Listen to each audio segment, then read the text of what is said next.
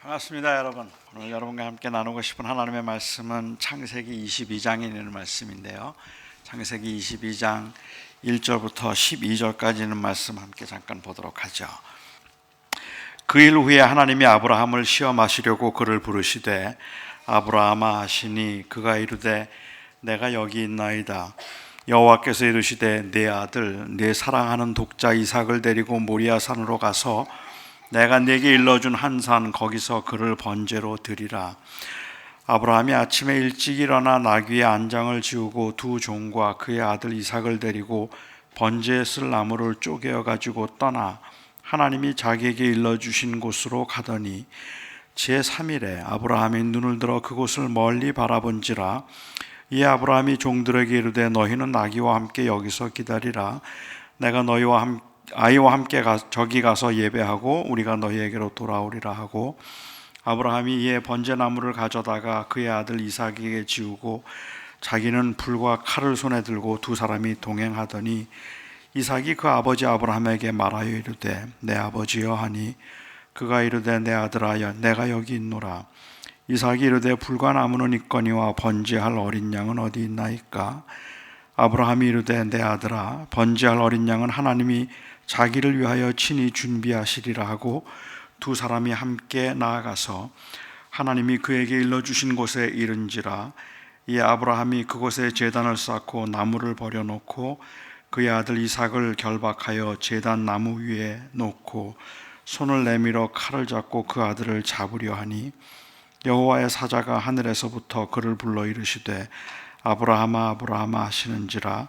아브라함이 이르되 내가 여기 있나이다 하매 사자가 이르시되 그 아이에게 네 손을 대지 말라.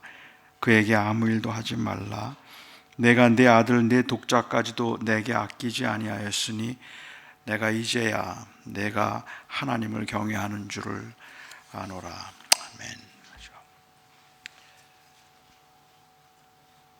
제가 요즘은 목회를 하지 않기 때문에 그렇게 하지 않습니다만은 목회를 할 때에는 일주일에 한 사흘 혹은 나흘 정도는 저녁 식사를 밤 10시가 넘어서 했습니다. 설교하기 전에 좀 긴장이 되는 것도 있고, 그리고 그냥 대충 먹고 설교를 하면 또 할 수도 있겠는데, 그렇게 전 먹는 걸 워낙 좋아하기 때문에 대충 먹어서 때우기는 좀 싫고, 그래서 예배 다 마치고 혹은 회의를 다 마치고 집에 돌아가서 고무줄 바지로 갈아입고 그리고 상을 잘 차려서 먹는 것을 좋아했기 때문에 밤 10시가 넘어서 저녁을 먹었던 날이 일주일에 한 사흘 혹은 나흘 정도는 되었습니다. 제가 저녁을 먹지 않고 들어간 날은 제 아내가 아무리 피곤하고 힘들어도 전혀 불평하지 않고 저에게 먹을 것을 차려줍니다. 그런데 저녁을 먹었는데도 습관이 되다 보면 밤 10시가 넘으면 배가 고플 때가 있어요. 뭘 좀 먹었으면 좋겠다는 생각이 들어서 제 아내에게 먹을 걸 좀 차려달라고 하면, 그러면 제 아내가 짜증 반, 걱정 반으로 차려주지 않으려고 합니다. 특히 자기가 굉장히 피곤하고 그리고 이 귀찮은 날은 저를 아주 못마땅하게 생각을 해요. 여러분은 그런 제 아내가 이해가 되십니까? 이해가 되세요? 저는 제 아내가 먹을 것을 줄 때까지 재롱을 떨기도 하고 그리고 칭얼거리기도 해서 결국은 먹고 잡니다. 거의 매일 밤 저의 이 귀여움이 제 아내의 귀찮음을 이기게 되죠. 뭐든지 먹는 게 제 관심사였기 때문에 사실은 제 아내가 뭐 불평을 하든 퉁명스럽게 저를 대하든 밥상을 차려주고 잠자리에 들면 뭐 저는 크게 상관하지 않습니다. 그런데 만일 제가 어느 날 제 아내가 저를 어떻게 생각하고 있는지, 그리고 제 아내가 얼마나 순종적인 이 사람인지 그것을 알아보기 위해서 한번 시험을 해본다면 어떨까요? 제가 이런 시험을 한번 해보는 겁니다. 제 아내가 아주 힘들게 지낸 어느 날 아주 곤히 잠들어 있는 제 아내를 새벽 2시에 깨우는 겁니다. 그리고는 제 아내에게 내가 배가 고픈데 라면 하나만 끓여주라 라고 그렇게 말을 할 때 제 아내가 어떤 반응을 보이면 순종적인 아내, 어떤 반응을 보이면 이 남편을 귀히 여기는 아내라는 말을 들을 수 있을까요? 곤히 잠들어 있는 제 아내를 제가 깨우죠. 여보, 내가 배가 고픈데 라면 하나만 좀 끓여주라. 그때 제 아내가 한쪽 눈만 뜨고 불 꺼. 그러면 제 아내는 빵점짜리 아내입니다. 도대체가 순종을 모르는 여자이죠. 만일 제 아내가 곤히 잠들어 있는데 제가 깨우고 라면 하나만 끓여달라고 했더니 아주 귀찮아서 눈을 비비며 일어나서 왜 이렇게 사람을 귀찮게 하느냐고, 아침에 먹어도 될 걸 꼭 지금 먹어야 되느냐고 투덜거리면서도 주방으로 가서 라면을 끓여다 저에게 주고 다시 잠자리에 든다면 제 아내는 50점짜리 아내입니다. 일을 하기는 했지만, 라면을 끓여주기는 했지만 기쁜 마음과 자원하는 마음으로 하지 않았기 때문에 그렇습니다. 아주 곤히 잠들어 있는 제 아내, 피곤해하는 제 아내를 제가 새벽 2시에 깨워서 라면을 끓여달라고 했더니 제 아내가 눈을 비비며 일어나 앉아서 많이 배고프군요. 얼마나 배가 고프면 이 새벽에 나를 깨울까? 잠깐만 기다려요. 내가 금방 끓여올게 하고는 주방에 가서 라면을 끓여다 제 앞에 놓고, 그리고 제가 먹으면서 혹이라도 땀을 흘릴까 봐 부채질을 하면서 제가 먹기를 다 기다렸다가 그리고 그것을 치우고 잠자리에 들면 제 아내는 100점짜리 아내입니다. 정말 순종적인 아내이죠. 그냥 상상만 해도 가슴이 뜁니다. 저는 이런 시험을 해본 적은 물론 없습니다. 결과를 너무 잘 알기 때문에 저는 이런 시험을 하지는 않아요. 그런데 아마도 여기 계신 많은 분들, 특별히 우리 여성들의 경우는 제가 이런 시험을 했다는 것 자체가 이미 비인격적이고, 그리고 또한 비인간적인 이 시험이라고 생각을 하실 겁니다. 왜냐하면 그것은 인격을 무시한 처사이기 때문에 그렇고, 결과에 상관없이 아주 비인간적인 요구이기 때문에 그렇습니다. 남의 약점을 이용해서 순종을 요구하는 것은 아주 지극히 비인격적인 일이죠. 사랑과 그리고 또한 공공의 유익을 위해서 순종을 요구할 때라 할지라도 자발적으로 할 수 있도록 청함이 마땅하지, 힘을 이용해서 순종을 강요하는 것은 그것은 옳은 일이 아닙니다. 이것은 그야말로 그래서 다른 사람들에게 어떤 이유에서든지 순종을 강요해서 순종하도록 만드는 것, 그리고 그 순종을 시험하는 것은 어쩌면 자기의 힘을 과시하기 위한 갑질에 불과할 뿐이고, 이런 갑질은 어떤 경우에도 부당합니다. 순종이란 어떤 경우에도 절대 복종해야 하는 힘에 대한 굴복이 아닙니다. 그것이 강요에서부터 온 것이든 아니면 그것이 회유에서부터 온 것이든 내가 하라면 해, 하라면 하는 거지 무슨 말이 많어 라고 이렇게 말하는 것은 사실은 쓸쓸하고 그리고 가소롭기조차 한 힘의 과시에 불과할 뿐입니다. 아내가 얼마나 순종적인 사람인가 하는 것을 보기 위해서 제가 이런 시험을 하려는 것조차도 비인격적이고 비인간적이라서 그런 시험을 해서는 안 된다고 만일 우리가 생각한다면, 오늘 본문에 나오는 하나님께서 아브라함을 시험하신 것에 대해서는 어떻게 생각하십니까? 하나님이 아브라함을 시험해서 그 아들을 죽이도록 하고, 그래서 그 아들을 죽일 수 있는가 아닌가에 의해서 순종의 정도를 측정하려고 한 것, 이것이 정말로 부당하고 비인격적인 일이라고 생각해 보신 적은 없으십니까? 하나님이니까 그래도 되나요? 하나님은 전능하신 분이고 어차피 하나님은 힘이 있으신 분이니까 하나님은 뭐든지 해도 되는 거라서 이런 이 시험을 해도 괜찮다고 생각을 하십니까? 우리는 종종 좋은 아내, 좋은 일꾼, 좋은 자식을 한마디 불평 없이 절대 순종하는 사람이라고 생각하는 경향이 있어요. 그런 생각에는 물론 유교적인 영향도 강하겠지만 특히 기독교인들에게 있어서 이 절대 순종을 최고의 미덕으로 생각하게끔 하는데 결정적인 영향을 준 사건이 있다면 오늘 본문에 나온 이 사건일 것입니다. 하나님께서는 왜 이렇게 비윤리적이고 비인격적인 시험을 하셨을까요? 사람을 제물로 바치는 이방 예식을 끔찍하게 싫어하셔서 누구든지 자기 자식을 제물로 바치는 자는 반드시 죽이라고 하신 주님께서 어떻게 아브라함에게 자기의 아들을 제물로 바치라고 그렇게 요구하실 수 있었을까요? 정말로 하나님께서 이 시험을 통해서 원하신 것은 아브라함이 토도 달지 않고 이유를 묻지도 않고 하나님이 하라고 하면 무조건 할 수 있는 그런 순종을 시험해 보기 위해서 그랬던 것일까요? 어떤 분들은 아브라함이 하나님을 정말로 사랑해서 자기의 자식 이삭보다 더 사랑하는가를 보기 위해서 한 시험이라고 말하기도 합니다. 아브라함이 100세에 얻은 아들을 너무 사랑하기 때문에 혹 아브라함의 마음이 변해서 하나님보다 자기의 아들을 더 사랑하는 건 아닐까 하는 생각이 들어 하나님께서 아브라함이 얼마나 누구를 더 사랑하는가를 보기 위해서 이런 시험을 했다고 보는 거죠. 정말 그럴까요? 저는 그렇지 않다고 생각합니다. 우선 성경에는 어디에도 아브라함이 이삭을 너무 사랑해서 하나님께 소홀했다는 기록이 전혀 나오지 않습니다. 두 번째로 그뿐만 아니라 하나님은 이런 식으로 질투를 하시는 분이 아닙니다.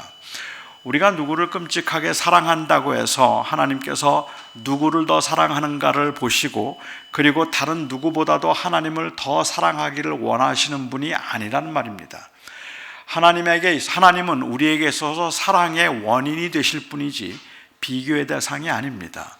하나님은 누구를 더 사랑하는가를 묻는 분이 아니고 사실은 하나님 때문에 모두를 사랑하기를 원하시는 분입니다.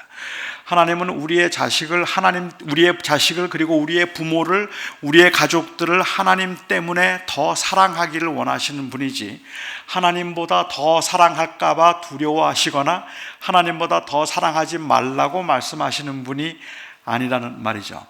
마태복음 14장에 있는 말씀을 보면 예수님께서 말씀하시기를 누구든지 나의 제자가 되려면 자기의 부모보다 나를 더 사랑해야 된다. 나보다 자기의 부모나 자식이나 혹은 아내나 혹은 자기의 재산을 더 사랑해서는 안 된다고 말씀을 하셨습니다. 그래서 주님께서는 마치 그 비교의 대상인 것처럼 말씀을 하셨는데 누가복음 14장에 있는 말씀을 보면 아마도 이 마태복음에 나와 있는 이 말씀, 10장에 나와 있는 말씀에 대한 오해 때문이었을까? 누가복음에는 14장에 오히려 기록하기를 너희가 너의 부모를 미워하지 아니하면, 너의 그 가족을 미워하지 아니하면 나의 제자가 될 수 없다고 말씀을 하셔서 이건 비교의 대상이 아니라 사실은 그 궁극적인 우리의 삶에 있어서 그 궁극적 원인이 하나님 외에는 그 누구도 될 수 없다는 것을 말씀하기 위함이었을 뿐입니다. 그런데 하나님께서는 마치 다른 사람들을 더 사랑하면 안 되는 것처럼 하나님만 사랑해야 해서 하나님을 제일 사랑해야 되는 것처럼 그렇지 않으면 질투하시는 하나님인 것처럼 오해하는 경우들이 종종 있는 것 같아요. 최근에 한국에 있는 한 청년 자매가 저에게 이 이메일을 보내서 상담을 하면서 그런 이야기를 해요. 사랑하는 남자가 생겼대요. 그래서 그 남자를 너무너무 좋아해서 같이 있으면 그러면 너무 좋고 너무 따뜻하고 그리고 너무 행복하대요. 근데 그 자매가 저에게 그런 이야기를 해요. 너무 행복하고 너무 좋고 그리고 너무 사랑스러운데 그렇게 자기 이 남자친구가 그렇게 사랑스럽고 좋을 때마다 겁이 난다는 거예요. 내가 이렇게 좋아하면 하나님이 헤어지게 하실 것 같다는 거예요. 내가 이렇게 좋아하면 하나님께서 이 남자를 어디로 데리고 가실 것 같은 그런 불안함이 있기 때문에 너무 좋은데 그 좋은 것을 절제해야 될 것 같은 그런 느낌이 든다는 거죠. 저는 그럴 이유가 없다는 생각이 들어요. 우리가 누군가를 정말 마음을 다해서 사랑해서 내 목숨보다 더 사랑한다고 하더라도 하나님이 그걸 질투하실 분은 아니신 거죠. 그러니까 아마도 오늘 이 사건이 하나님이 이 아브라함이 이삭을 너무 사랑했기 때문에 누구 더 사랑하는가 보려고 하나님이 시험하셨다고 한다면 참 부정한 일임에 틀림이 없을 것 같아요. 어떤 분들은 생각하기를 하나님께서 언약의 조건으로 순종을 요구하신 것이다 라고 그렇게 말을 하기도 합니다. 이걸 보여주기 위한 것이라는 거죠. 16절 말씀에도 보면 우리가 읽지는 않았지만 내가 이렇게 내 독자도 아끼지 아니하였은즉 내가 네게 큰 복을 주리라 라는 말씀이 있습니다. 물론 언약의 조건, 이 언약의 조건으로 순종을 요구한 경우들이 구약 성경에는 여러 번 나오고 또한 최근에는 오직 믿음으로만 구원을 받는다는 이 슬로건 아래 순종의 중요성을 소홀히 여겼다는 것도 굉장히 안타까운 일이기는 하지만 그럼에도 불구하고 과연 오늘 본문이 언약의 조건으로 순종을 요구한 것인가 하는 것에 대해서는 조금 생각해 볼 필요가 있을 것 같아요. 하나님께서 아브라함과 언약을 맺으셨던 것은 사실은 순종을 보기 이전입니다. 15장에서 이미 하나님께서는 아브라함과 언약을 맺으시면서 네 자손을 하늘의 별과 같이 바다의 모래와 같이 많게 해주겠다고 약속을 하셨고 아브라함은 그것을 믿음으로 의롭다함을 받기는 했지만 이것을 위해서 하나님께서 순종을 먼저 요구하신 것은 아니었다는 말입니다.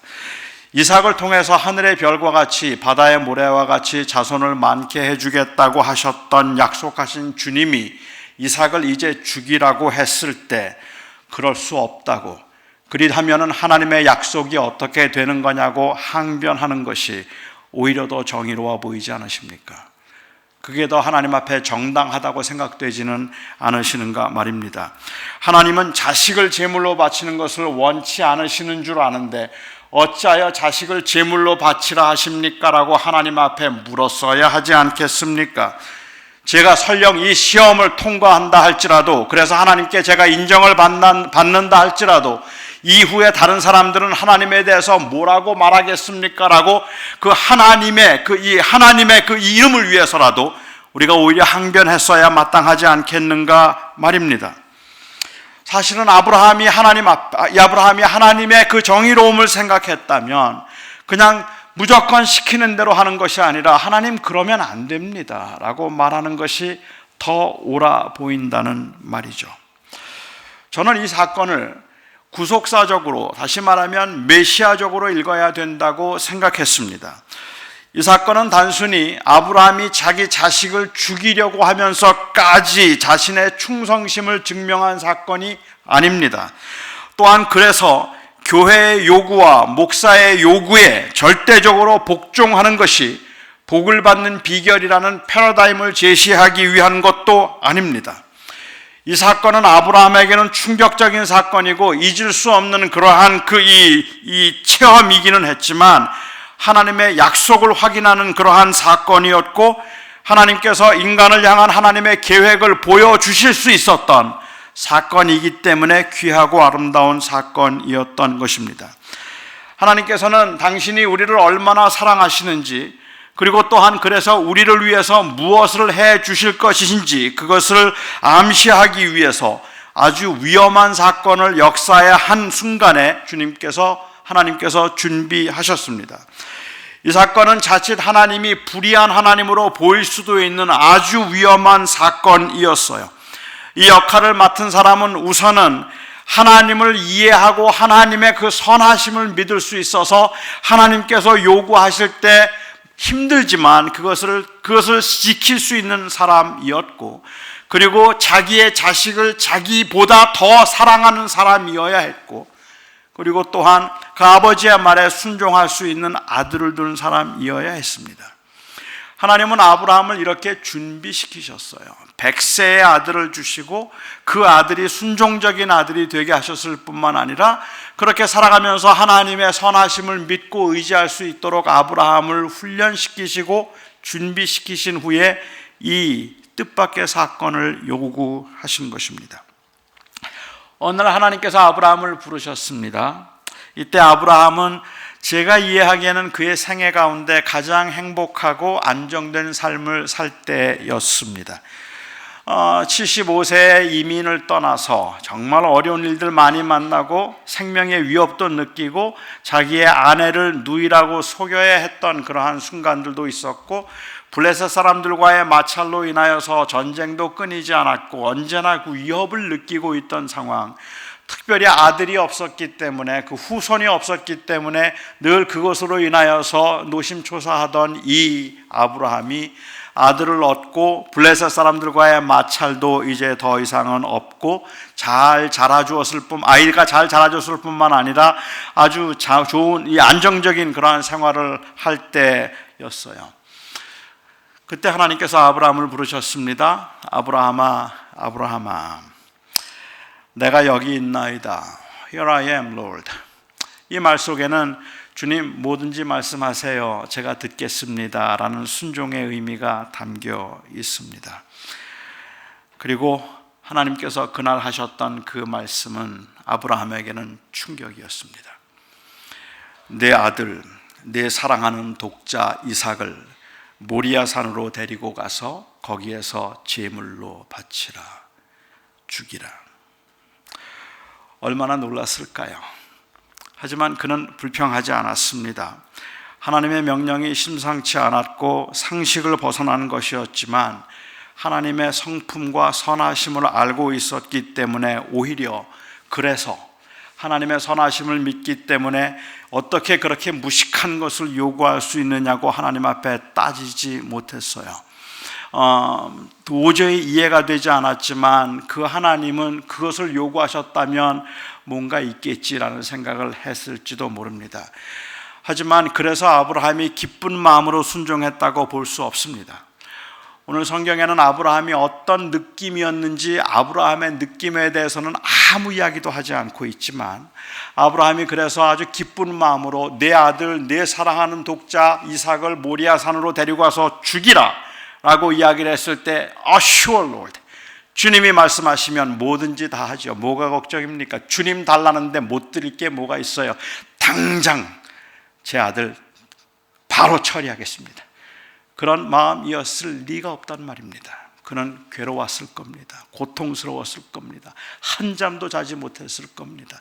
너무 그 아들을 생각하면 가슴이 메어서, 보통 이럴 때 되면 많은 사람들은 고난 앞에서 늘 하는 것 있죠.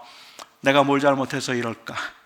내가 뭘 잘못했길래 하나님께서 나에게 이것을 요구하시지?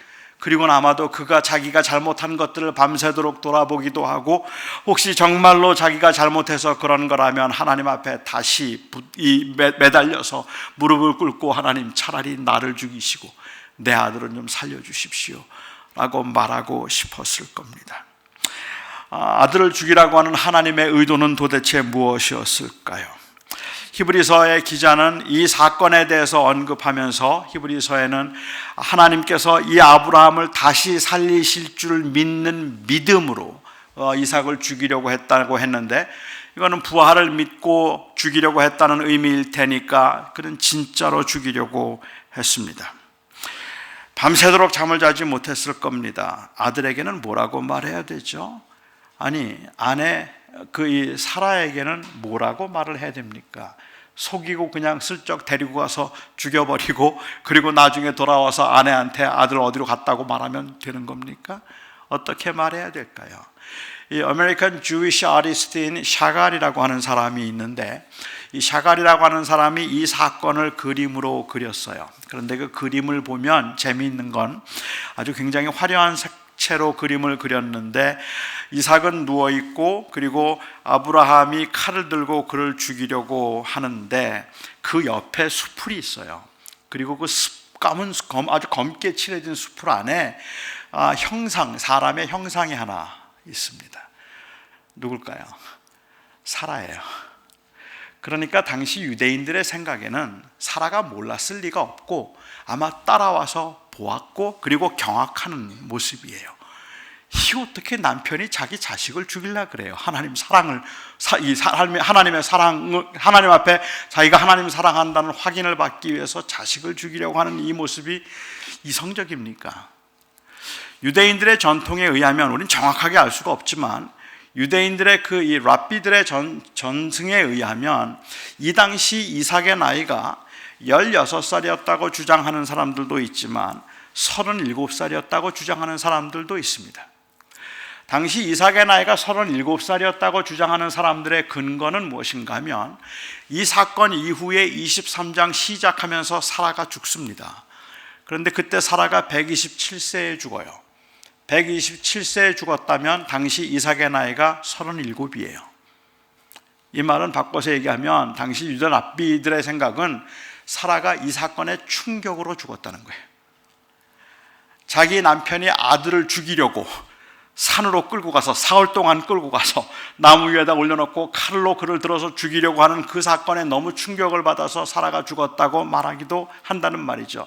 아니겠죠. 아니기는 하겠지만 유대 랍비들은 이 사건을 읽으면서 아브라함의 마음이 어땠을까, 사라의 마음은 어땠을까 하는 것들에 대해서 짐작해 보려고 했던 것은 우리가 알 수가 있을 것 같습니다. 아브라함은 이삭과 함께 사흘길을 걸어가서 모리아 산에 도착했습니다. 아들을 꽁꽁 묶어 나무 위에 올려놓았습니다. 그리고 칼을 들고 그를 죽이려고 합니다. 그때 하나님의 음성이 들렸습니다. 아브라함아, 아브라함아, 이제 되었다. 그만 멈추어라. 그 아이에게 손을 대지 말라. 하나님께서 너무 기뻐하면서 아주 흡족해서 이 말씀을 하셨을까요? 그래 됐다, 그만해라. 내가 하도 내 아들 이삭을 좋아하고 사랑하길래 누구를 더 사랑하는가 한번 보려고 내가 시험해 보았지. 나를 더 사랑하는지 아니면 내 아들을 더 사랑하는지 한번 시험해 보려고 했는데 역시 너는 내 아들보다도 나를 더 사랑하는구나. 역시 내가 나를 가장 사랑하는 걸 확인하게 되었으니까 내가 정말로 기분이 좋다. 만일 주님이 그 뜻이었다면 저라면 그때 하늘을 향해서 주먹을 들 것 같아요. 하나님, 그러시는 거 아닙니다. 하나님, 그러실 수 없습니다. 아브라함이 그 사흘 동안 얼마나 고통스러웠는지 우리가 생각해 본다면 그게 너무 힘들었기 때문에, 아니 그 이후에 자기는 하나님 앞에서 아들을 죽이기까지 사랑한다고 하나님 앞에 인정을 받았는지 모르겠지만 이제 아들은 어떻게 합니까? 아내가 받았을 그 상처는 어떻게 되는 겁니까? 아니 아브라함은 그 이후에 하나님을 그렇게 마음을 다해서 사랑할 수 있겠습니까? 무서운 하나님이잖아요. 너무 무서운 하나님이잖아요. 우리가 고난을 당해서 때로는 우리의 사랑하는 부모를 먼저 데려가시고 우리의 사랑하는 배우자를 먼저 데려가시고 우리의 자식들을 하나님께서 먼저 데려가시는데, 그렇게 고난을 주시고 그렇게 힘들게 하실 때 우리가 그나마 견딜 수 있고 참을 수 있는 것은 하나님께서 왜 그러는지는 알지 못하지만 하나님의 선하심을 믿기 때문에, 내가 이해하지 못하는 어떤 하나님의 계획이 있기 때문에 그럴 거라는 그 생각 때문에 참고 있는 거죠. 만약에 하나님께서 그렇게 데려가셨던 이유가 단순히 누굴 더 사랑하는가를 보기 위해서 그랬던 것이라면 아마도 그 고통 때문에 우리는 하나님을 마음을 다해서 사랑하기는 힘들 겁니다. 하나님을 사랑하고 순종한다면 우리의 사랑과 순종은 두려움일 겁니다. 잘못하면 하나님께서 다 뺏어가시겠구나, 하나님이 하라는 대로 하지 않았다가는 뭘 달라고 하실지 모르겠구나, 그래서 하나님께 더 순종하게 될지도 모르죠. 아닙니다. 그럴 리가 없습니다. 하나님은 아브라함의 순종이 기뻤지만, 그래서 아브라함의 순종에 기뻐서 하나님이 아주 통쾌하게 웃으시면서 껄껄 웃으시고 기분 좋다 말씀하셨을 리 없습니다. 하나님의 고통은 그때부터 시작되는 것이기 때문에 그렇습니다. 이제 되었다, 그만하라고 아브라함의 손을 붙잡으시는 하나님은 당신의 독생자 예수 그리스도가 받아야 할 그 심판과 저주, 그리고 그로 인한 이 죽음을 생각하셨을 겁니다. 우리는 칼을 든 아브라함의 손을 붙드시는 그 하나님의 마음, 그 마음을 헤아려 보므로 하나님의 사랑을 느낄 수 있습니다. 하나님이 세상을 이처럼 사랑하사 독생자를 주셨으니 라는 그 말씀의 깊이를 이해할 수 있다는 말입니다.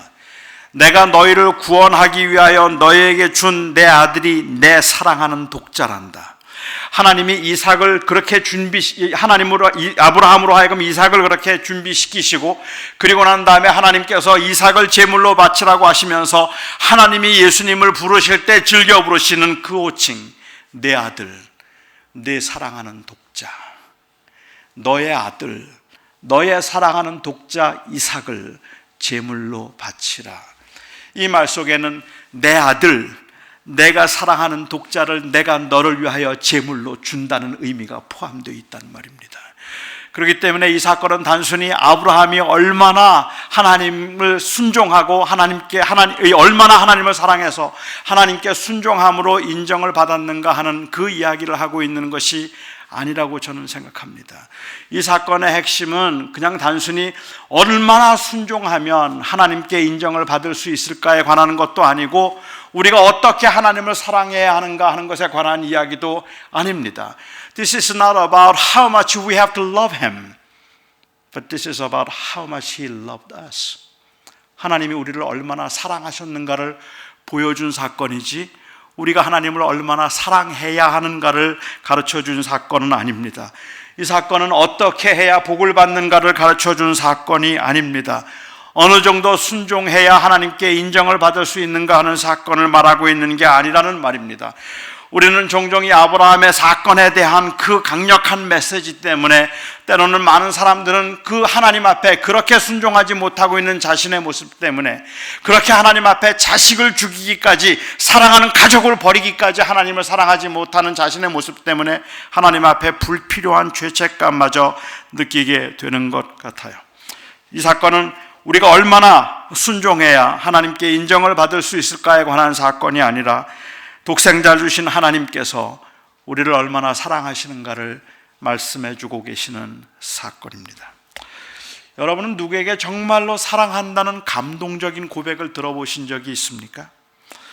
여러분 혹시 여러분들의 마음을 감동시킨 잊을 수 없는 그 연애 편지를 받아보신 적이 있으십니까? 여러분들이 지금 제 외모를 보시면 아시겠지만 저는 청년 때 정말 많은 연애 편지를 받았어요. 무수히 많은 연애 편지를 제가 받았지만, 그렇지만 제 아내가 제게 보내준 연애 편지, 그 편지가 저에게는 가장 감동적인 연애 편지입니다. 제 아내는 거의 편지를 하지 않는 사람인데, 그런데 어느 날 저에게 시를 하나 적어서 보내줬어요. 저는 지금까지 제가 외울 수 있는 유일한 시입니다. 제 아내가 저에게 보내준 그 감동적인 시. 토실토실 알밤 같기도 하고, 반질반질 차돌 같기도 하고, 둥글둥글 축구공 같기도 한 것, 무엇인가 했더니 자기 얼굴이더라. 정말 멋있지 않아요? 근사하지 않습니까? 저는 다른 어떤 시보다 이 시가 그냥 좋아요. 제 아내는 엄청 쑥스러워하지만 그래도 굉장히 좋습니다. 왜냐하면 이거는 정말 그 애정의 표현이라고 생각하기 때문에 그렇습니다. 프랑스의 화가였던 마르셀 드 렉루얼이라고 하는 사람이 자기의 연인이었던 막달린 드 빌라루얼이라고 하는 여인에게 연애 편지를 한 장 써주었습니다. 미국의 작가인 로버트 리플리의 말에 의하면 인류 역사상 가장 긴 연애 편지를 마셀이 이 막달린에게 보내준 거죠. 그는 그 사랑의 표현을 하고 싶기 때문에 얼마나 자기가 막달린을 사랑하는가 하는 것을 고백하고 싶어서 어떻게 그 마음을 고백할까를 생각하다가 연애 편지를 하나 쓰기로 했고, 아주 장문의 연애 편지를 썼습니다. 그는 그 편지에 Je vous aime, I love you 라는 이 말을 1875년 그 편지를 썼던 그 해에 1000을 곱해서 187만 5천 번을 썼습니다. 그 편지에 나는 당신을 사랑합니다, Je vous aime 하는 말을 187만 5천 번을 한 편지에 썼어요. 그런데 그 편지, 내가 사랑한다는 말을 자기가 쓴 게 아니고 대서인을 고용해서 대서인이 대신 쓰도록 했습니다. 갑자기 싱겁죠? 그런데 더 충격은 뭔지 아세요?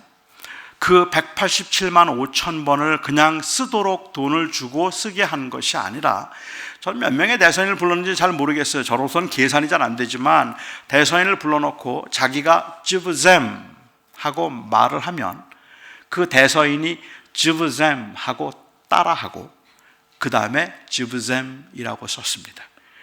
그러니까 187만 5천 번을 사랑한다는 말을 한 거고, 187만 5천 번을 사랑한다는 말을 들은 거고, 187만 5천 번을 사랑한다는 기록을 남겨서 562만 5천 번을 사랑한다고 말하고 들은 겁니다. 엄청나죠? 수학적으로는 계산이 잘 안 돼요. 몇 년에 걸쳐서 썼는지, 아니면은 어떤 사람, 얼마나 많은 사람들을 고용했을까, 저는 잘 모르겠습니다만은 분명한 거는 엄청나다는 말입니다. 사실 500만 번은 고사하고라도, 여기 결혼한 분들 그냥 50번만 들었어도 내 인생이 이렇게 삭막하지는 않을 텐데, 우리는 사랑한다는 말 그렇게 많이 결혼하고 난 다음에 많이 하지 않잖아요. 근데 562만 5천 번 사랑한다는 말을 듣고 썼습니다. 40년을 살면서 하루에 3번씩 사랑한다는 말을 해도 5만 번밖에 안 돼요. 이건 진짜 엄청난 거죠. 글쎄요, 아마 여기에 계신 많은 분들은, 대부분의 분들이 어쩌면 그 정성은 정말로 대단하다고 생각을 하지만, 그렇지만 그 연애 편지를 부러워하거나 아니면 나도 그런 편지 받아봤으면 좋겠다고 생각할 만큼 감동적이지는 않을 겁니다. 차라리 그 돈으로 명품 가방을 하나 사주던가, 아니면 그 대서비를 돈으로 주었으면 좋겠다는 이러한 물질적인 마음 때문에만 그런 건 아니겠죠. 상대방의 마음이나 원함은 헤아리지 않고 자기 방식대로 사랑을 표현하고 있는 이기적인 것도 물론 문제가 되지만 그것 때문만도 아닐 거라고 저는 생각을 합니다. 저는 그 글을 읽으면서도 그런 생각을 했어요. 187만 5천 번을 썼는데 똑같은 편지로 한 수천 장 썼겠죠? 똑같은 말을 다 읽었을까요? 아마 한 2줄 읽다가 이건 뭐야 그랬을지도 몰라요. 그렇죠? 그러니까 자기 방식으로만 대단하게 표현을 한 거긴 하지만 실제로 그렇게 감동적이진 않아 보이는 것은 속물적인 그런 것 때문이거나 이기적인 사랑에 대한 그 불편함 때문에만 그런 것이 아니라, 사실 그런 편지를 쓸 수 있다는데 정성과 그리고 또한 감동이 있는 건 사실이지만 이게 너무 비현실적이라 그렇단 말입니다. 그래서 그렇게 마음에 와닿지 않습니다. 다시 말하면 지금 내가 살아가는 그 삶의 현실에서는 사실 너무도 절실한 문제들이 너무 많아서 이러한 것들에 감동할 만한 여유가 없다는 것 때문에 그래요. 이런 것들에 감동하기에는 우리 앞에 놓여있는 그러한 현실적인 문제들이 너무 많은데, 이 편지는 안 받아도 그만이고 받아도 그만인 편지이지만 내 삶 속에서는 내가 지금 풀고 해결해야 될 그 문제들이 허다하게 많은데 이 문제들의 무게가 너무 무겁기 때문에 그냥 그 편지에 감동할 만한 여유가 없다는 것입니다. 아마도 한 억만장자쯤 된다면 이 돈 1000불을 받는 것보다는 이렇게 사랑한다는 그 장문의 편지를 받는 걸 더 감동스럽게 여길지도 모르겠어요. 하지만 우리의 주어진 현실에서는 그러한 이 낭만적인 것에 감동할 만한 여유가 별로 없다는 게 우리들의 문제입니다. 우리가 하나님의 사랑에 그렇게 감동할 수 없는 이유도 아마 거기에 있을지도 모르겠다는 생각이 들어요.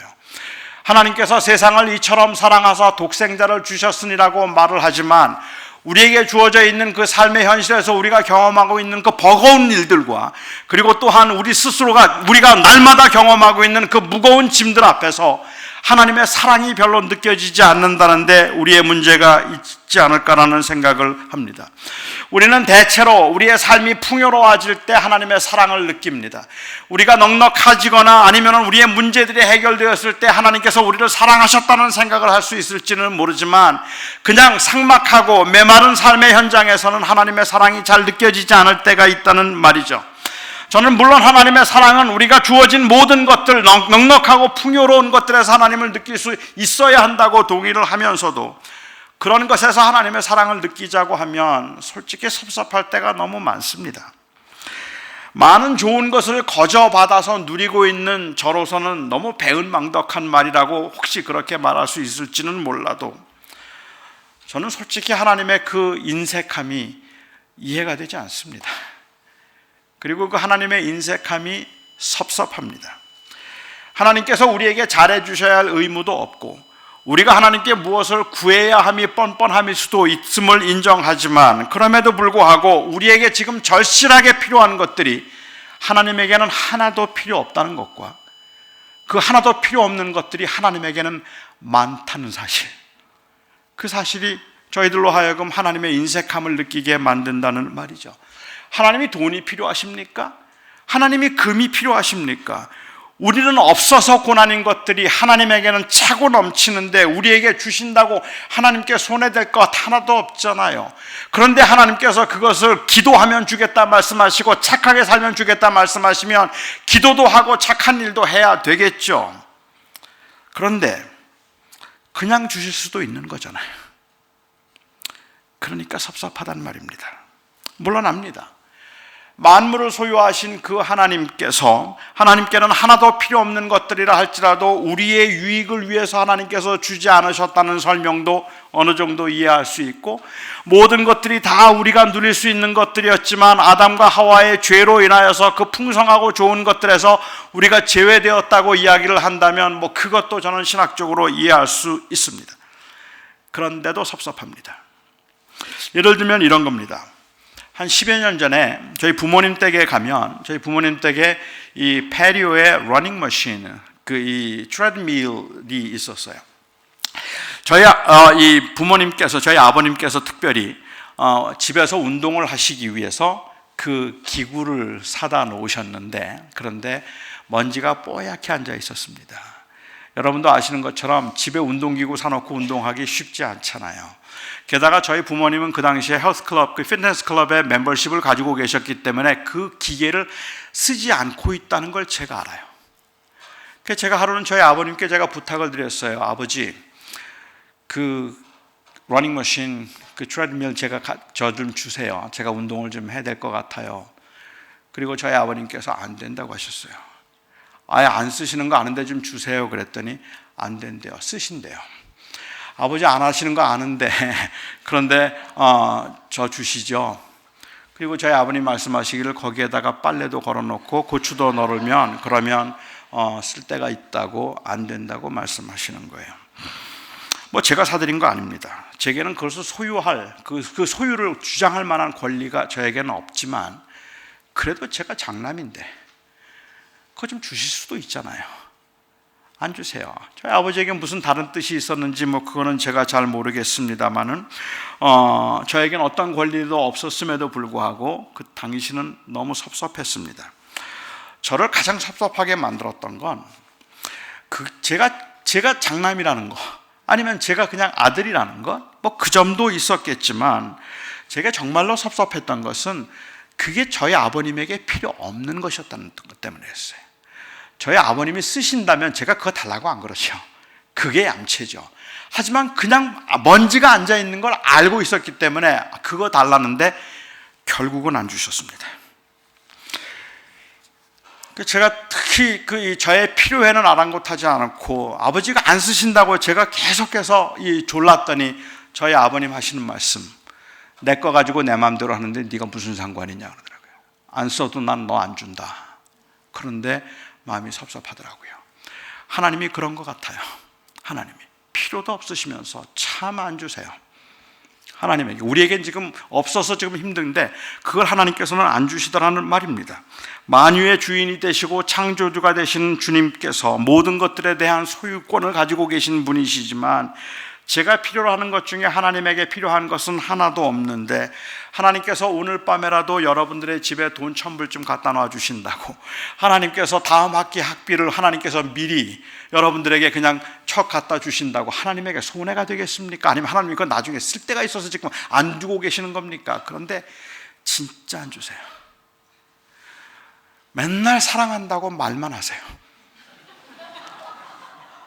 사랑한다고 말만 하시고 내가 너를 사랑한다고 생색을 그렇게 내시는데, 그런데 정작 우리가 필요해서 달라고 하는 건 안 주세요. 그래도 그건 제 거 아니니까 저에게는 할 말이 없죠.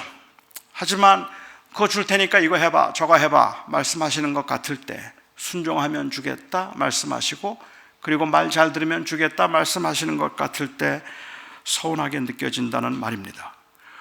우리가 누리고 있는 좋은 것들, 소위 축복이라고 부르는 것에서 하나님의 사랑을 느끼지 못하는 것도 아니고, 사업이 잘 되고 자녀들이 잘 되고 그리고 내가 이 좋은 직장에 들어갈 수 있어서 그때 하나님의 사랑을 느낄 수 있는 것도 사실이겠지만, 그럼에도 불구하고 그 하나님의 하나님의 사랑의 광대하심과 아름다움을 그것들로 말하기에는 좀 답답한 면이 현실적으로 있더라는 말입니다.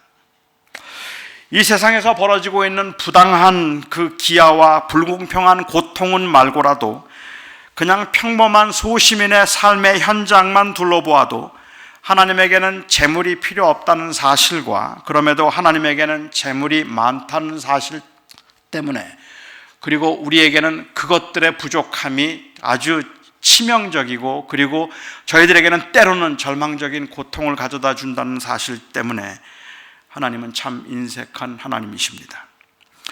저는 지금도 그 이유를 잘 모르겠습니다. 왜 하나님께서는 그렇게 잘 안 주시는지, 왜 하나님께서는 어떤 사람들은 그토록 그 긴 고난의 터널을 지나도록 하나님께서 그냥 내버려 두시는지, 왜 어떤 사람들은 악함에도 불구하고 그렇게 형통하고 잘 사는지, 왜 어떤 사람들은 그렇게 가난과 그리고 또한 그 부족함 가운데 살아야 하는지 잘 모르겠습니다. 지금도 여기에 계신 여러분들 중에 혹이라도 누가 저에게 왜 나는 이렇게 인생이 제대로 되지 않고 계속해서 힘든 일의 연속입니까? 라고 묻는다면 저는 정말 모르겠습니다. 왜 그렇게 힘들게 살아야 하는지, 왜 태어나면서부터 흙수저였는지, 왜 어떤 사람은 태어나면서부터 금수저였는지 저는 그 이유를 정말로 모르겠고, 저는 왜 제가 처음 태어나서 생후 8개월부터 지금까지 평생을 장애인으로 살아야 됐는지 저는 그 이유를 모르겠습니다. 그런데 이 땅에서는 비록 되는 게 하나도 없고 그리고 항상 부족한 상태에서 살아가고 있음에도 불구하고 가슴이 먹먹하도록 하나님의 사랑을 확인할 때가 있고 하나님이 사랑한다고 말할 때가 있습니다. 하나님께서 세상을 이처럼 사랑하사라고 말씀하셨을 때는 일용할 양식을 주셨을 때, 우리에게 필요한 것을 주셨을 때가 아니라 당신의 독생자를 주셨을 때였습니다. 그런데 사람들은 이 독생자를 주셨음에 돈 1000불을 주셨음 때만큼도 감동하지 않습니다. 독생자보다는 건강이 더 필요하고 독생자보다는 좋은 직업이 더 필요합니다. 아니, 독생자가 필요한 이유도 궁극적으로는 그 건강과 형통 때문인지도 모릅니다. 왜 그럴까요?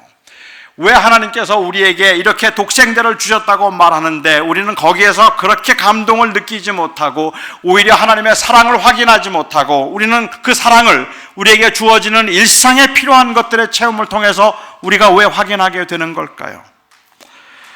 저는 그 이유가 아마도 주님이 말씀하시려고 하는 이 말씀의 의도를 우리가 제대로 이해하지 못하거나 느끼지 못하는 그 이유가, 우리는 죄인으로서 우리 자신의 그 절망적 상태에 대한 인식이 없기 때문이라고 저는 생각합니다.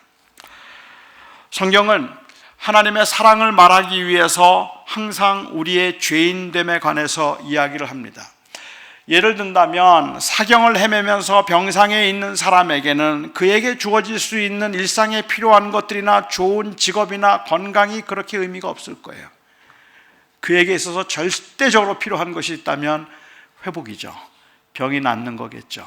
그런데 그 절망적인 상태에 대한 인식이 없으면 왠지 우리는 그렇게 우리가 그런 것들이 절실하게 필요하다고 생각하지 않기 때문에, 사실 성경에서는 하나님의 사랑을 말하기 위해서 먼저 우리의 죄인됨에 관한 이야기를 이야기하고 있습니다. 그래서 우리도 전도할 때 제일 먼저 묻는 질문이 당신은 당신이 죄인인 것을 아십니까? 라는 질문이죠. Do you know that you are a sinner? 그리고 그 죄인임을 인정할 때 비로소 우리는 하나님이 그 죄를 위해서 이 땅에 죽으셔서 우리의 죄를 용서하셨다는 그 복음을 전하게 되는데, 그런데 사실은 이 죄인이라는 말에 너무 많은 오해가 있습니다. 저는 전도를 할 때 당신은 당신이 죄인인 것을 아십니까? 라는 질문을 이제 더 이상은 해서는 안 된다고 생각할 만큼 사실은 이 질문이 피상적인 질문이 되어버렸다고 생각합니다. 듣는 사람도 다르게 듣고 말하는 사람도 다른 의도에서 말을 하고 있기 때문에 그렇습니다. 우리는 그 질문의 의도를 정확하게 파악하지 못하면 그러면 사실은 엉뚱한 대답을 하게 되는 경우들이 종종 있잖아요. 가끔 저희 교인들이 저에게 물어요. 목사님 바쁘세요? 그래요. 저는 근데 그 질문이 제일 무서워요. 목사님 바쁘세요? 그러면 한참 생각을 해야 돼요. 왜 물을까? 혹시 바쁘다고 그러면 뭐 위로해주고 뭐 사줄라 그러나? 안 바쁘다 그러면 뭐 시키려 그러나? 아니면 내가 요즘에 어떻게 지내고 있는지, 목회 열심히 하고 있는가 한번 확인해 보려고 물어보는 건가? 왜 물어보지? 이게 잘 모르겠어요. 그래서 목사님 바쁘세요라고 질문을 하면 저도 마땅한 대답은 아닌데도 불구하고 제가 즐겨하는 대답은 바빴다 안 바빴다 합니다. 그런데 왜 물으세요? 라고 제가 다시 한번 반문을 하죠. 그 의도를 좀 알고 싶기 때문에 그렇습니다. 우리가 모두가 다 죄인입니다라고 이야기를 할 때 당신이 죄인인 것을 아십니까? 라는 말의 의미가 마치 조금이라도 나쁜 짓을 한 적이 있는가 하는 것을 묻고 있는 질문이라고 말한다면, 그렇다면 저는 이 질문이 복음을 잘못 오해하게 만들 수 있겠다는 생각을 하게 됩니다. 성경이 의도하는 바는 그게 아니기 때문에 그렇습니다. 제가 고등학교 2학년 때 주님을 영접하고 그리고 목사가 되겠다고 헌신한 후에 저희 아버님에게 전도를 해야 되겠다는 생각을 했습니다. 저희 아버님은 교회 근처도 가보신 적이 없는 분이셨어요. 저희 아버님에게 제가 전도를 해야 되겠다고 생각해서 몇 달 동안 기도하면서 날을 정하고 준비했어요. 그리고 마침내 이 기회가 주어져서 저희 아버님에게 전도를 하는데 그 당시에 전도라는 거 제가 할 줄 아는 게 없었으니까, 그러니까 아버지 저하고 같이 교회 다니시면 좋겠어요. 그랬더니 저희 아버님이 한마디로 나 그런 거 필요 없다 그러시더라고요. 그래서 제가 아니에요 아버지, 모든 사람들이 다 죄인인데 그런데 예수님께서 우리의 죄를 위해서 십자가에 죽으셨어요. 아버지도 아버지의 모든 죄가 다 용서받고 천국에 갈 수 있으면 좋겠어요. 제가 그렇게 말씀을 드렸어요. 그랬더니 저희 아버님이 내가 무슨 죄인이냐 그러시더라고요. 내가 살인을 했냐? 내가 도둑질을 했냐? 내가 지은 죄라고는 너희들 키우면서 고생한 것밖에 없는데 내가 무슨 죄인이냐? 그러시는 거예요. 그러니까 저는 그날 저희 아버님이 죄인이 아니라 그러셔서 제가 저희 아버님이 죄인인 것을 증명해야 될 어떤 거룩한 사명이 느껴졌습니다. 그래서 저희 아버님에게 제가 말씀을 드렸어요. 아버지 혹시 잊으셨는지 모르겠는데 제가 초등학교 5학년 때 아버지 술 취해서 들어와서 자고 있는 나를 발길로 찼던 거 기억하세요? 아버지가 어머니에게 막 손찌검 하려고 그러고 소리 질렀던 건 내가 본 적이 있는데 아버지 그런 적이 정말 없으세요? 아버지는 거짓말을 한 적도 없고 욕심을 가진 적도 한 번도 없으세요? 그날 저는 저희 아버지에게 엄청 맞았습니다. 세상에 이렇게 못된 아들이 어디 있어요? 이렇게 무례한 아들이 어디 있어요?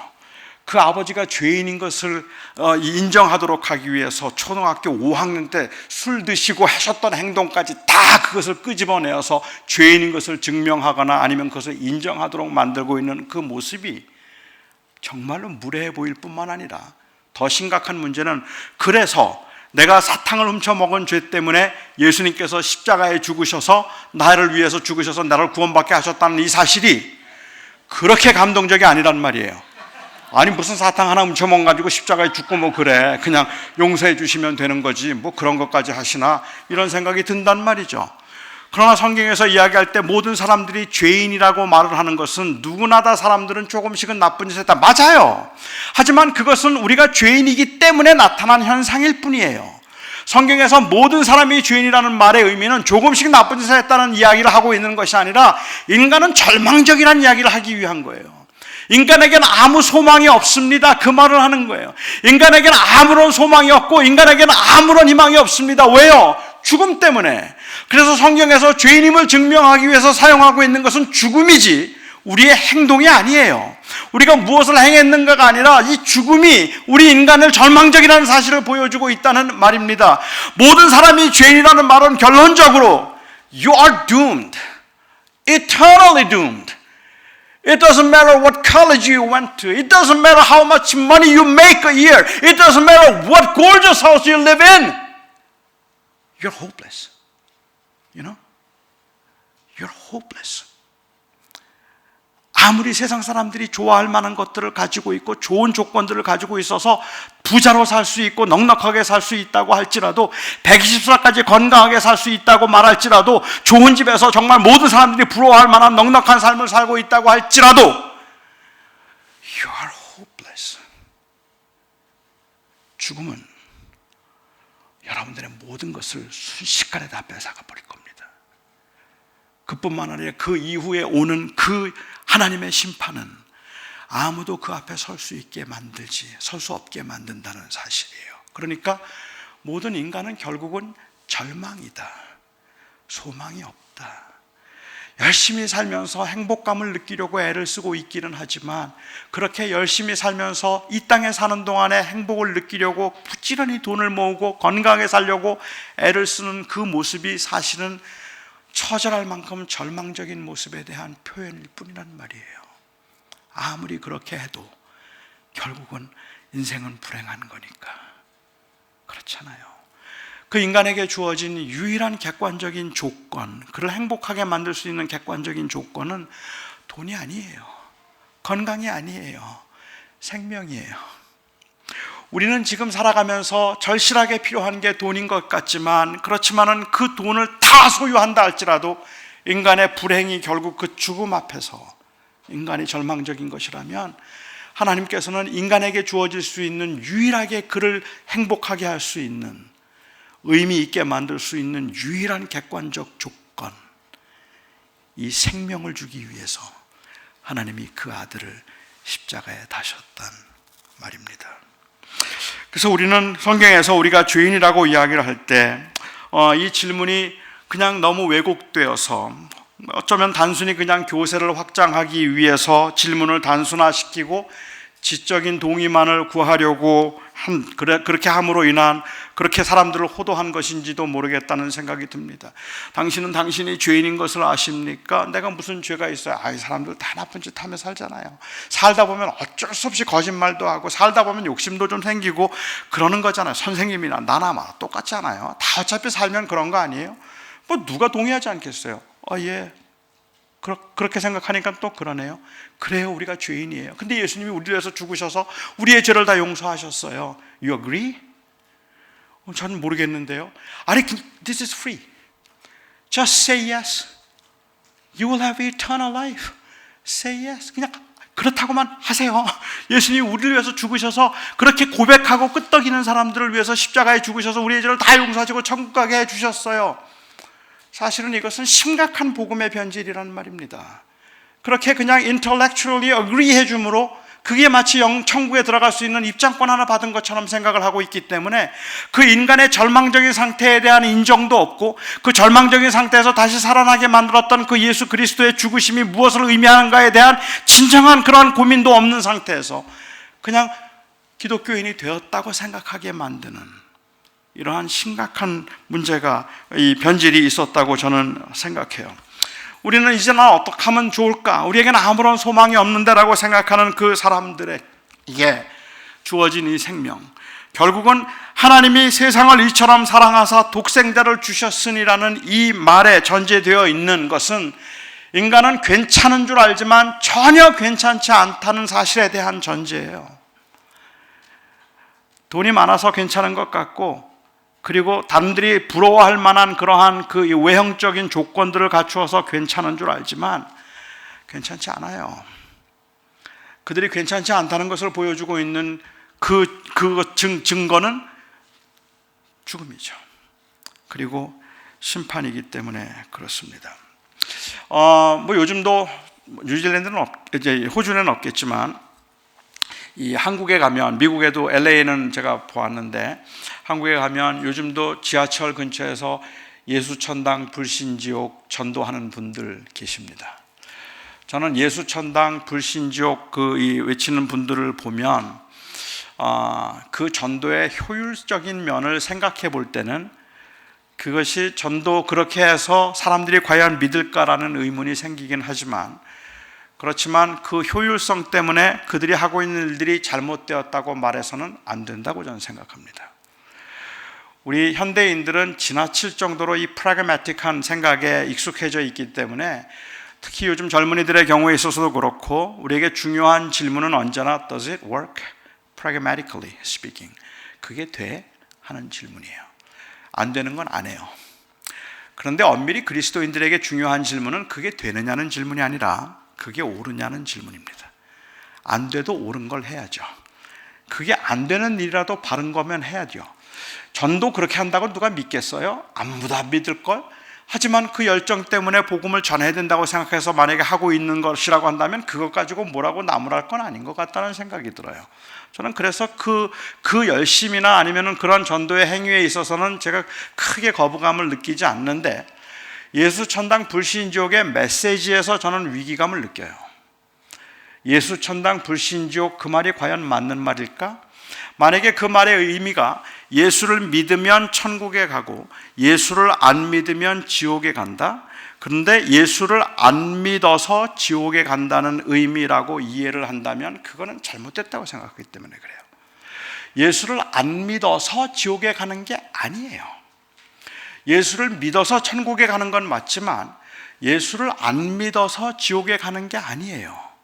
사람들이 지옥에 가는 이유는 예수를 안 믿었기 때문에 지옥에 가는 게 아니라 죄 때문에 가는 거예요. 죄가 우선적인 원인이에요.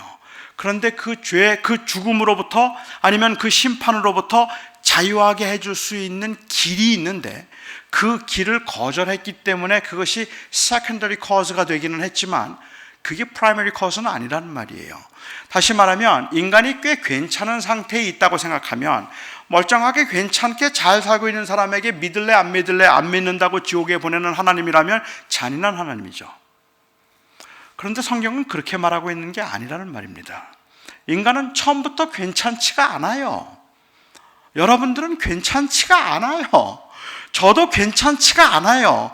그러한 그 절망적인 상태에 있는 상황에서 그를 살릴 수 있는 길이 있었다면, 그렇다면 인간을 지옥에 가게, 다시 말하면 정죄와 심판에 이르게 만든 것은 안 믿었다는 게 아닙니다. 제가 한번 예를 들어서 말씀을 드려볼까요? 어떤 사람이 병이 들었어요. 불치의 병입니다. 지금은 암이 불치의 병은 아니지만 암이었다고 한번 가정해 볼까요? 아주 굉장히 고약한 암이었다고 가정해 보죠. 그 아주 고약한, 더 이상 현대 의술로는 고칠 수 없는 그 암에 걸려서 이제 죽어가고 있습니다. 현대 의학도 포기를 했고 살릴 길이 없다고들 이야기합니다. 치료할 방법이 없었어요. 그런데 신약이 하나 나왔어요. 새로운 약이 나와서 그 약은 그 암을 고칠 수 있어요. 그래서 어떤 분이 그 약을 가지고 찾아와서 이 약을 먹으면 삽니다. 이 약은 당신을 살릴 수 있습니다라고 말을 하는데, 그런데 그 사람이 그 약을 믿을 수가 없기 때문에 안 먹었어요. 그리고 죽었어요. 그러면 그 사람을 죽게 만드는 것은 약을 안 먹었다는 사실입니까? 아니, 맞죠. 먹었으면 살았을 테니까. 하지만 그를 죽게 만든 우선적인 원인은 뭐죠? 암이에요. 그냥 가만히 있었으면 그냥 죽는 거예요. 그런데 그를 다시 살릴 수 있는 길이 있음에도 불구하고 그것을 거절하고 하지 않았기 때문에 살 수 있었는데 살지 못한 거지만, 그렇지만 그를 죽게 만들었던 원인은 암이에요. 그 암에 걸려있는 상태에서는 다른 어떤 것보다 그에게 필요했던 건 그를 고칠 수 있는 그 약이 필요했던 것이겠죠. 자, 제가 다른 예를 한번 들어서 설명을 드려볼까요? 어떤 사람이 그냥 건강했어요. 멀쩡하고 아무렇지도 않았어요. 그런데 한 사람이 찾아와서 약을 하나 소개해요. 이 약은 불로장생약인데 이 약을 먹으면 영원히 살 수 있다고 이 약을 먹으라 그래요. 그런데 이 사람은 불로장생을 별로 원하지도 않고 약을 믿을 수도 없어서 안 먹었어요. 거절을 했더니 이 약을 소개하는 사람이 말해요. 당신은 이 약을 먹으면 영원히 살 수 있는데, 그런데 이 약을 원하지 않았기 때문에 당신은 원하지 않았다는 사실 때문에 제약회사, 이 약을 만든 제약회사 직원들이 와서 당신을 죽일지도 모릅니다. 제약회사 직원들이 당신을 죽일지라도 나는 당신에게 이 약을 소개했기 때문에 당신의 죽음에 아무 책임이 없습니다. 그리고 얼마 있다가 제약회사 직원들이 밤중에 와서 그를 죽였어요. 약을 먹지 않았기 때문에, 원하지 않았기 때문에. 그러면 그의 경우에 죽게 된 이 프라이머리 원인은 뭐죠? 우선적인 원인은 약을 안 먹었다는 사실이에요. 그렇죠? 약을 먹지 않았다는 사실. 멀쩡했는데 가만히 있었으면 좋을 걸 그 사람 그냥 잘못 만나가지고 약 먹으라 해서 싫다 그랬더니 와서 죽여버리는 그러한 일이 그에게 발생한 정말 불행한 일이 생긴 거죠. 예수 천당 불신족에서 사람들은 어떤 두 이야기의 차이가 여러분 느껴지십니까? 예수 천당 불신족에서 사람들은 무슨 메시지를 들었을까요? 저는 후자를 듣고 있다고 생각해요. 그러니까 본인들의 그 절망적인 상태를 전제하지 않은 상황에서 우리는 그냥 이 예수를 믿으면 천국 간다고 얘기하는데 안 믿었기 때문에 지옥에 보낸다는 그러한 생각을 하게끔 만든, 이것은 심각한 복음의 변질이라고 저는 생각하는 거죠. 결국은 하나님이 세상을 이처럼 사랑하사라는 이 말에 깔려있는 대전제는 인간은 절망적으로 불행하다는 거예요. 그 불행의 문제는 돈이 해결하지 못하고, 그 불행의 문제는 건강이 해결하지 못하고, 권력이 해결하지 못해요. 이러한 절망적인 상태에 있는 인간들에게 주어질 수 있는 유일한 문제의 해결은 생명이에요. 그리고 하나님께서는 그 아들을 통하여서 하나님과의 관계를 회복시켜서 그들로 하여금 다시 하나님의 자녀가 되는 권세를 회복시켜 주신 것, 그게 복음이라는 말입니다. 그러니까는 단순히 내가 내 인생의 주인이 되어서 내가 그냥 넉넉하고 편안하게 살아가는 중에 뭐 믿으면 그것도 나쁘지 않기 때문에 믿기로 했다는 것, 이 정도가 아니라 사실은 내 인생에서 가장 궁극적인 문제가 하나님 앞에서 해결되었다는 의미, 그렇기 때문에 지금까지는 내가 그렇게 불행했지만 예수를 믿음으로 이제 이 불행의 문제가 해결되고 다시 하나님의 자녀가 되었다는 것이 복음입니다. 도대체 어떻게 하다 인간은 이런 상태에 이르게 되었을까? 어쩌다가 인간이 이런 지경에 이르게 되었을까? 아마 이 인간의 문제의 원인을 찾아보기 위해서는 선악과 문제를 봐야 되겠죠. 그렇죠? 선악과의 그 이야기를 보면 우리는 종종 이 선악과에 대한 오해가, 이 선악과를 통해서 하나님께서 순종을 요구하셨는데 이 순종하지 않음으로 인하여서 하나님께서 이 아담과 하와를 벌하신 것으로 그렇게 이해를 하는 경향이 있습니다. 물론 불순종이 원인이긴 하지만 제가 이 창세기 22장에 있는 사건과 마찬가지로 여기서 말하는 순종이라는 것은 단순히 시키는 대로 하지 않았다는 사실로 인하여서 하나님께서 진노하신 것이 아닙니다. 그건 죄의 우선적인 원인이 그 본질이 아니라는 말이죠. 뱀이 하와를 찾아왔습니다. 그리고 하와를 유혹합니다. 그런데 그가 3장에서 하는 첫 번째 질문이 굉장히 교묘해요. 그는 처음에 무슨 질문을 하는가 하면 하나님께서 이 동산에 있는 아무것도 먹지 말라고 하시더냐? 했어요. 이 말을 바꿔서 얘기하면 You ain't free, are you? 하는 말이에요. 아무것도 먹지 말라고 하셨지 사실이 아니잖아요. 아니, 하나님이 다 먹어도 된다고 하셨어. 그런데 동산 중앙에 있는 선악과만 먹지 말라고 하셨지. 그러자 뱀이 이야기를 합니다. 그건 내가 그 선악과를 먹으면 선과 악을 아는 일에 내 눈이 밝아져서 하나님처럼 될 것이기 때문에 그런 거야. 그러니까는 선악과를 먹지 말라는 그 하나님의 언약은 사실은 그 언약으로 인하여서 내가 네 하나님이 되고 너는 내 백성이 되어서 내가 내 안에 있을 때, 그리고 내가 네 하나님이 될 때 내가 진정으로 행복할 수 있다 하는 그 언약을 말씀하신 것인데, 그런데 이 뱀이 찾아와서 했던 유혹은 무엇인가 하면 그 언약 때문에, 먹지 말라는 것을 먹지 말아야 되는 그 사실 때문에 너는 사실은 자유하지 않은 거야. 아무것도 못하는 거지. 내가 진정으로 자유해지고 싶으면 독립해야지. 하나님처럼 되리라는 말은 이것은 존재론적으로 하나님이 될 수 있다는 이야기를 하고 있는 것이 아니라 오토노미를 이야기하는 거잖아요. 내 스스로 내 인생의 주인이 되어야지. 그러니까는 결국은 아담과 하와가 선악과를 먹었던 것은, 그가 범한 죄는, 그가 먹었던 것은 그들 스스로 하나님이 되기 위해서라는 말이에요. 자기 인생의 주인이 되기 위해서라는 말이죠. 그러니까 이 죄의 문제는 그냥 단순히 하나님이 시키는 대로 하지 않았다는 데서 하나님께서 진노하신 게 아니라는 말입니다. 주님께서 말씀하신 것이죠. 이 선악과를 먹지 마, 먹으면 정령 죽으리라. 그런데 아담과 하와가 보니까 선악과가 맛있어 보여요. 그때 배가 고팠는지도 몰라요. 맛도 맛있어 보이기도 하고 배가 고파요. 보암직도 하고 먹음직도 하기도 해서 그냥 먹었어요. 하나님의 사랑을 믿었기 때문에 그런 거죠. 하나님이 그렇게 말씀하셨지만 설령 죽일까? 그리고 그걸 먹었단 말이에요. 하나님께서 어느 날 찾아오셨어요. 그리고 말씀하십니다. 너 선악과 먹었느냐? 네, 배가 고파서 맛있어 보여서 먹었어요. 하나님이 불같이 화를 내시는 거예요. 내가 뭐라 그랬어? 먹지 말라 그랬지. 내가 먹지 말랬는데 내 말이 그렇게 우습냐? 하나님이 먹지 말라면 먹지 말아야지. 하나님이 먹지 말랬는데 그 말을 어기고 그걸 먹어? 내가 나를 그렇게 우습게 여겨서 내 말을 안 들었다 그거지? 그럼 당장 나가라. 쫓아내버렸어요. 선악과 먹지 말랬는데 먹었다고. 그리고 쫓아내버렸어요. 자손 대대로 다 지옥에 보내버리셨어요. 먹지 말라는 거 먹었기 때문에. 이쯤 되면 하나님의 사랑이 제대로 드러나지 않죠? 그렇죠? 자비로우신 하나님이십니까? 정의로우신 하나님이십니까? 만약에 제가 그렇게 한다면 어떨까요? 제 아들이 얼마나 순종적인 아들인가를 보기 위해서 제가 과자를 하나 만들었어요. 그리고 과자를 만들어서 제가 식탁 위에 올려놓고서는 제 아들에게 이야기를 합니다. 너 이거 먹지 마. 이거 먹으면 당장 쫓겨난다. 절대로 먹지 마. 아빠가 먹지 말라 했으니까 먹지 마. 아들이 알겠다 그랬어요. 그리고 어느 날 운동을 갔다가 돌아왔는데 배가 너무 고파요. 과자가 너무 맛있어 보여요. 그래서 그 과자를 먹었어요. 제가 들어왔더니 과자를 먹어버렸더라고요. 제가 아들에게 물어요. 너 과자 네가 먹었어? 아빠 너무 배가 고파서 그냥 먹었어. 너무 맛있어 보였는데 진짜 맛있더라 아빠. 제가 너무 실망스러운 거예요. 너 내가 뭐라 그랬어? 과자 먹지 말라 그랬지? 그 과자 먹으면 너 쫓겨난다 그랬지? 아빠가 먹지 말라면 먹지 않는 거야. 그런데 야, 아버지가 우습냐?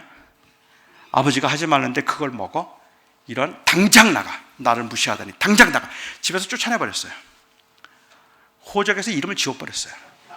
그 과자를 먹지 말랬는데 그걸 먹고 있어. 그리고는 그 자손대대로 제가 안 보기로 했어요. 그 과자 먹지 말랬는데 그 과자를 먹었기 때문에 너무 화가 나서. 공의로우십니까 하나님? 제가 공의로워 보이십니까? 저는 이건 심각한 하나님의 이 사건에 대한 오해라고 생각해요. 아담과 하와가 선악과를 먹었다는 것이 하나님에게 그것이 큰 죄가 된 것은, 하나님이 나의 하나님이 되시는 한은 난 자유할 수가 없기 때문에 저는 하나님으로부터 독립하고 싶습니다 하는 의미예요. 이제부터 내 인생의 주인은 납니다. 내가 내 인생의 주인이 되겠습니다. 그리고 하나님을 버리고 이제 스스로 하나님이 되기 위해서 선악과를 먹었죠. 그 안에 있던 이 어토너머스한 생각이 킥인을 한 거죠. 그리고 그는 하나님을 떠나게 되는 거예요. 자기가 스스로 주인이 되어서. 인간의 모든 불행은 스스로 주인이 되어서 스스로 행복을 찾아가는 데서부터 비롯되는 거죠. 그래서 우리는 행복해지기 위해서 정말 애를 많이 써요. 하지만 불행이에요. 그런 인간들을 하나님께서 사랑하셨기 때문에 다시 우리를 자녀 삼으셔서 다시 돌아올 수 있게 만드시고 다시 하나님의 자녀로 삼기 위해서 하나님께서는 그 아들을 대신 십자가에 다시고 그 벌을 받게 만드신 거죠. 그 사건에 대해서는 저희가 혹시 기회가 되면 나중에 제가 좀 더 말씀을 드리겠지만, 결국은 이 예수 그리스도의 복음이라고 하는 이것은 우리 인간에게 절망적으로 아무 소망이 없었던 우리들에게 다시 존재의 의미와 그리고 이 삶의 존엄성을 회복시켜준 위대한 사건이란 말입니다. 그냥 단순히 믿는다고 simply by saying yes, I get the ticket to heaven, 천국 들어가는 입장권을 받아내는 이 사건이 아니라 이제는 주권이 달라지는 사건이에요. 내가 내 인생의 주인이 아니라 하나님이 내 인생의 주인이 되십니다. 그 안에만 진정한 행복이 있습니다 하는 이 고백이 가능해지는 사건이 바로 복음이란 말이죠. 그래서 하나님께서는 이 사랑을 말씀하고 싶어 하시는 겁니다. 사람들은 이 사랑에 감동하지 않습니다. 그런데도 우리 하나님은 오직 그것만 말씀하고 싶어 하십니다. 사람이 알아듣든지 알아듣지 못하든지 하나님께서는 그 말씀을 하고 싶어 하십니다. 우리가 인식하지 못할지라도 그것이 우리에게는 가장 절실한 것이기 때문에 그렇습니다.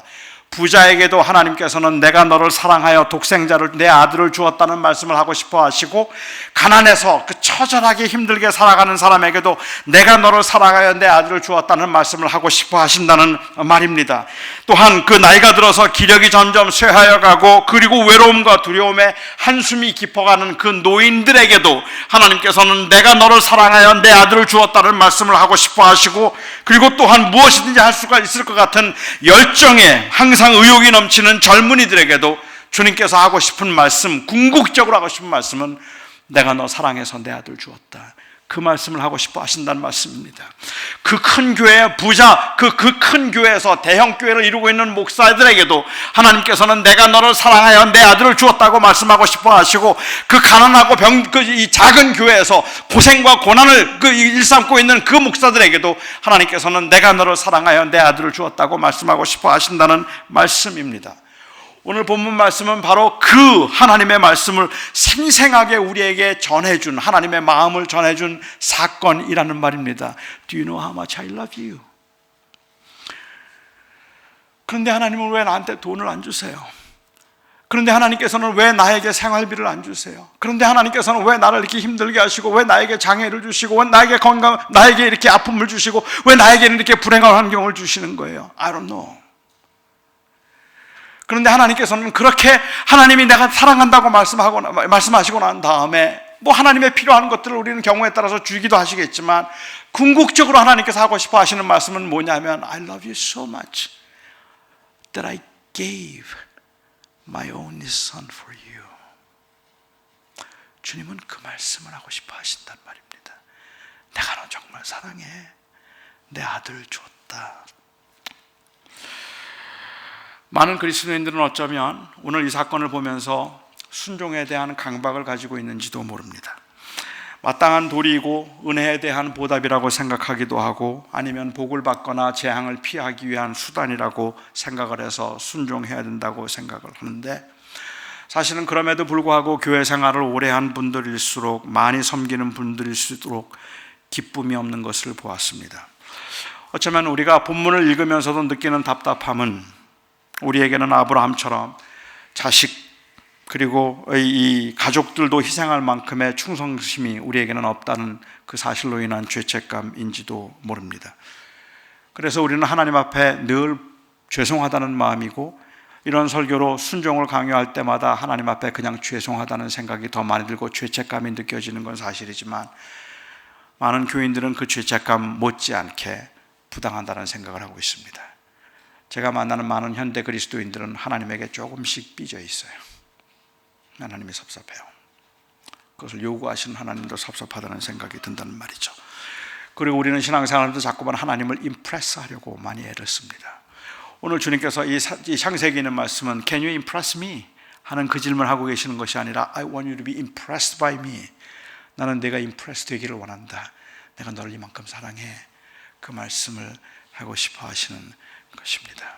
제가 한번 인디안 레저베이션에, 제가 꽤 오랫동안 이 인디안 레저베이션에서 제가 이 선교를 했는데, 이 레저베이션에 선교를 들어가 보면 인디안들이 참 부당하게, 이 네이티브 아메리칸들이 참 불쌍하게 살아요.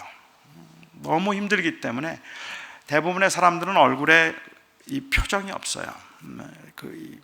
가난하니까 그렇기도 하고, 그리고 억압을 당했기 때문에 그렇기도 하겠죠. 그래서 대부분의 많은 이 사람들은 이야기를 하다 보면 그냥 먼 산을 쳐다봐요. 눈을 마주치는 법이 별로 없어요. 그 이야기를 하면 그냥 먼 산 쳐다보면서 간단하게만 대답을 하는데, 제가 한 할머니에게 전도를 했습니다. 할머니를 만나서 이야기를 하면서 이런저런 이야기를 했는데, 그 할머니도 역시 힘들게 살았더라고요. 그래서 그 할머니 아들 둘이 있는데, 아들 둘은 다 감옥에 가 있고 마약 때문에, 남편은 알코올 중독자이고, 그리고 아주 힘들게 살아서 얼굴에 주름이 가득한 할머니예요. 이런저런 이야기를 하다가 제가 그 할머니에게 아주 단순하다 싶기는 하지만 한 말씀을 드렸어요.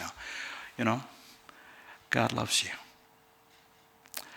한 번도 저를 쳐다보지 않고 먼 산만 쳐다보던 이 할머니가 제가 God loves you 하고 했더니 이렇게 저를 쳐다봐요.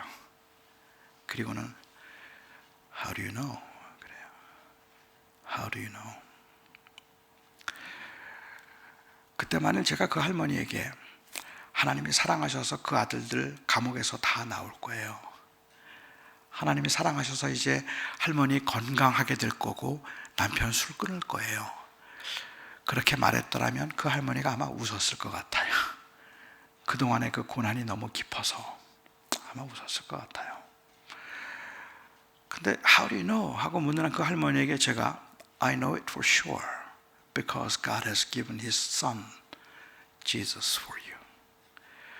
하나님이 할머니를 사랑하셔서 독생자를 주셨어요. 그냥 그렇게 이야기를 끝냈는데 이 할머니가 다시 먼 산을 쳐다보는데 눈에서 눈물이 흘러요. 저는 그분이 복음을 이해했는지 잘 몰라요. 하지만 그분은 아마도 처음으로 누군가가 자기를 사랑한다는, 사랑해서 희생했다는 이야기, 하나님이 늘 하나님에게 부당하다고 생각했는데 자기의 것을 뺏어가기만 했지 준 건 하나도 없다고 생각했는데 하나님이 그 아들을 주셨다는 그 말 때문에 그분에게는 또 새로운 느낌이 있었는지 그건 모르겠어요. 그럴지도 모르겠죠. 근데 하나님이 지금도 이 시간에도 우리들에게 그걸 말씀하고 싶어 하세요.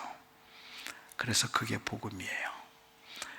굉장히 힘든 여러분들, 아마 우리 여기 있는 여러분들 중에도 하나님 앞에서 하나님이 왜 이렇게 나를 힘들게 하실까 싶고 왜 내 인생은 이렇게 벅찬가 싶고 또 생각해 보면 모든 게 너무 자신이 없기도 하고 미래가 불확실해서 그래서 하나님이 조금만 도와주시면 될 것 같은데 도와주실지 안 도와주실지 확신이 없어서 힘들어하는 분들, 살면서 너무 많은 고통과 아픔을 겪었기 때문에 어쩌면 하나님의 사랑이라는 말에 크게 그렇게 감동스럽지 않은 여러분들 중 어떤 분들에게도